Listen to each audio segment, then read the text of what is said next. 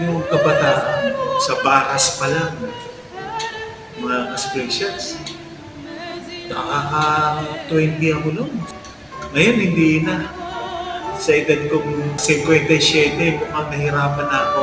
Kasi ngayon lang ako bumalik sa ganitong